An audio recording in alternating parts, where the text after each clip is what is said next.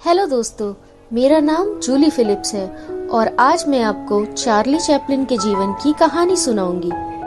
Charlie Chaplin अंग्रेजी हास्य कलाकार, फिल्म निर्माता और संगीतकार थे जो कि साइलेंट एरा में प्रसिद्ध थे। यह वो युग था जब फिल्मों में आवाज नहीं हुआ करती थी, सिर्फ उन्हें देखा जा सकता था। ये 20वीं शताब्दी में बहुत बड़े कलाकार हुआ करते थे। चार्ली चैपलिन ट्रम्प करके चलने का अभिनय करते थे, जिसके लिए वे विश्व में प्रसिद्ध थे और फिल्म इंडस्ट्री के इतिहास में बहुत से महत्वपूर्ण कलाकारों में से एक थे।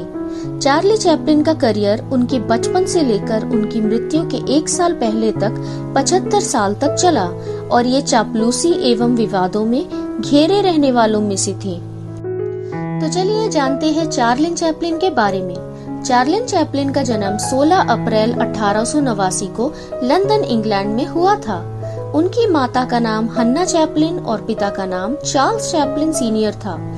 उनके माता पिता संगीत हॉल में काम करते थे। सन 1891 में चैपलिन के माता पिता अलग हो गए थे, इस कारण उनका बचपन गरीबी में गुजरा। आर्थिक तंगी की वजह से 9 साल की उम्र से ही चैपलिन ने काम करना शुरू कर दिया था। 13 साल की उम्र में उनकी पढ़ाई भी छूट गई थी। सन 1914 में चार्ली चैपलिन ने अपने फिल्मी करियर की शुरुआत की। सैनेट फिल्मों में दूसरे अभिनेताओं को खुद से अलग करने के लिए चैपलिन ने एक विशेष तरह के चरित्र में काम करने का फैसला किया। तब ट्रम्प करके चलने वाला छोटा बच्चा पैदा हुआ। जनता को उनका यह अभिनय बहुत पसंद आया। अगले 1 साल में चैपलिन 35 फिल्मों में दिखाई दिए। इनमें एक लाइनअप की टिल्लीज पंक्चर्ड रोमांस फिल्म भी शामिल है। यह फिल्म पूरी हास्य फिल्म थी। इस कॉन्ट्रैक्ट को खत्म करने के बाद चैपलिन सन 1915 में इसाना कंपनी में काम करने लगे, जहां उन्होंने $1250 पर सप्ताह स्वीकार किए। इस कंपनी के साथ चैपलिन ने 14 फिल्में की। चैपलिन के किरदार को प्रत्याशित नायक के रूप में स्थापित किया है। 26 साल की उम्र में वह एक सुपरस्टार थी। इसके बाद वे एक म्यूचुअल कंपनी में चले गए, जहां उन्हें $6.5 लाख पर साल भुगतान मिलता था। इन पैसों ने चैपलिन को अमीर आदमी बना दिया था।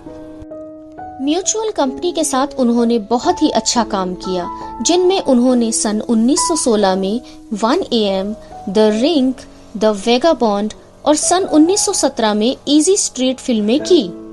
अपने काम के माध्यम से चैपलिन परफेक्शनिस्ट के रूप में जाने जाने लगे। उनके इन प्रयोगों से उन्हें अपार प्यार मिला। 20वीं शताब्दी में चैपलिन का करियर और ज्यादा बढ़ने लगा। उसी दशक में उन्होंने कुछ ऐतिहासिक फिल्में की। सन 1921 में द किड, सन 1923 में the pilgrim, a woman in Paris, सन 1925 में द गोल्ड रश और सन 1928 में फिल्म सर्कस आई। तो कुछ ऐसा था चार्ली चैपलिन के जीवन का सफर। आई होप दोस्तों आपको ये कहानी जरूर पसंद आई होगी। मिलते हैं अगले हफ्ते मेरे इसी YouTube चैनल पर एक नई कहानी के साथ।